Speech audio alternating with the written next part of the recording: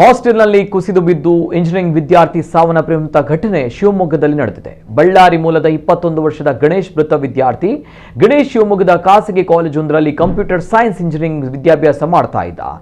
ವಾಜಪೇಯಿ ಬಡಾವಣೆಯ ಮೆಟ್ರಿಕ್ ನಂತರದ ಹಾಸ್ಟೆಲ್ನಲ್ಲಿ ವಾಸವಾಗಿದ್ದ. ಇಂದು ಸ್ನಾನಕ್ಕೆ ತೆರಳಿದ್ದ ವೇಳೆ ಕುಸಿದು ಬಿದ್ದಿದ್ದಾನೆ. ತಕ್ಷಣ ಹಾಸ್ಟೆಲ್ ಸಿಬ್ಬಂದಿ ಆಸ್ಪತ್ರೆಗೆ ಸಾಗಿಸುವ ಪ್ರಯತ್ನ ಮಾಡಿದ್ದಾರೆ. ಆದರೆ ಮಾರ್ಗ ಮಧ್ಯದಲ್ಲಿ ಗಣೇಶ್ ಮೃತಪಟ್ಟಿದ್ದಾನೆ ಎಂದು ತಿಳಿದು ಬಂದಿದೆ.